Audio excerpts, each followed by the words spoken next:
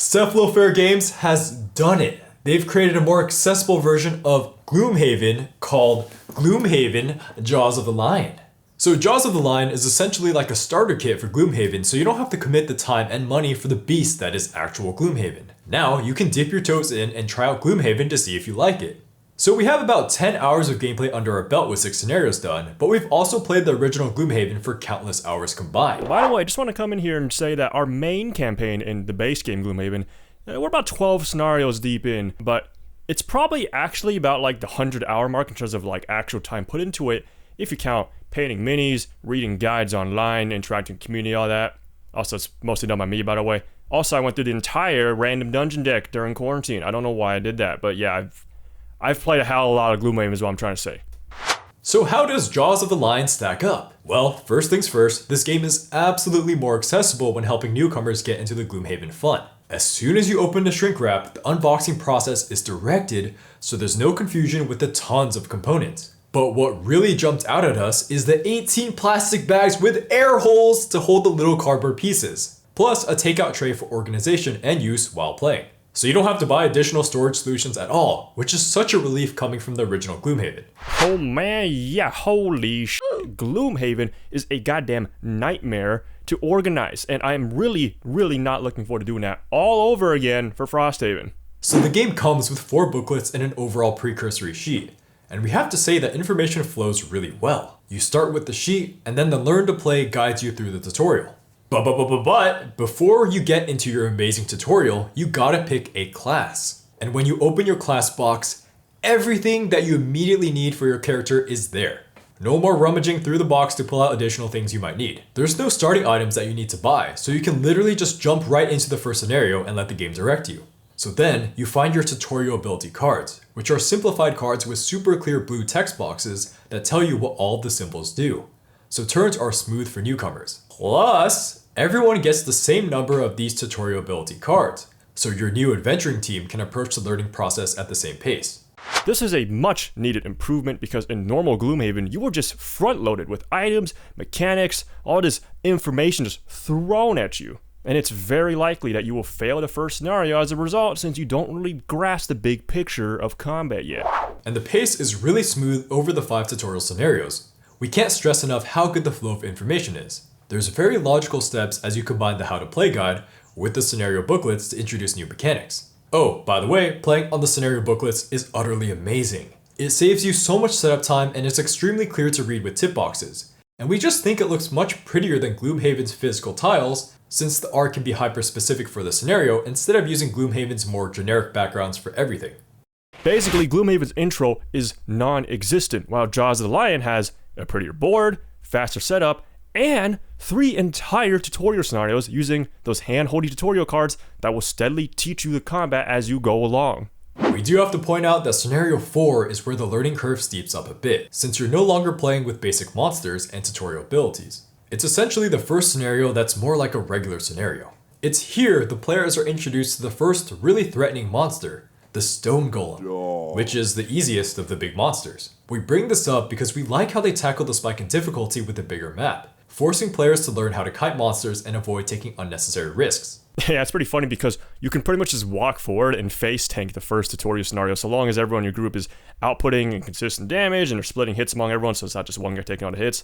But in actual scenarios, you can't be anywhere near that level of stupid. So this is why we think that the Stone Golem that's introduced in the 4th scenario is genius, alright? It's really threatening, it's really slow, so it forces newcomers to go like, I should probably be abusing spacing and timing so that I just never get hit by it, and thus, it's not really a threat. And after completing the tutorial ourselves, we have to say that the story isn't half bad, and it does have that familiar Gloomhaven flavor text.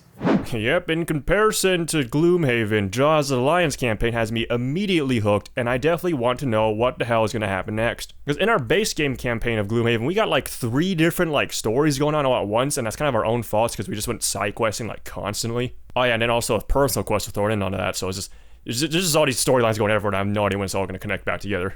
But with Jaws of the Lion, there is no chance of that happening. You're going to get a 100% focused narrative since you gotta go through the main campaign's first 5 tutorial missions before you can even have a chance of going through any of the side quests. And also, funnily enough, because we went through 5 main story scenarios with Jaws of the Lion, it actually means we've done more main story in Jaws of the Lion than we have in Gloomhaven. Like, I think we've only done like 3 or 4 of the main story in Gloomhaven, and the rest of it has just been non-stop side questing.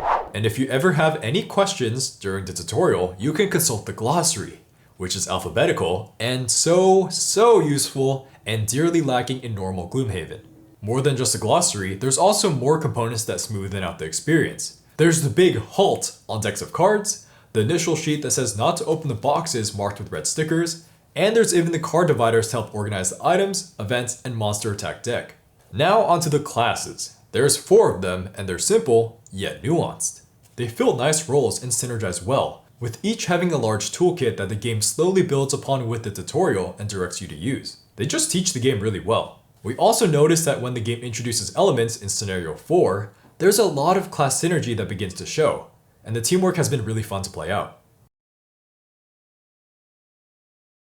So overall, our impressions of Jaws of the Lion are extremely positive. Like, this is pretty much the de facto way newcomers should be introduced to Gloomhaven, no ifs, ands, or buts. If you are someone who has any sort of interest in Gloomhaven, but you were hesitant to spend that $100+ price point to dive into this massive campaign game that you weren't sure you can commit to, Jaws of the Lion has you covered.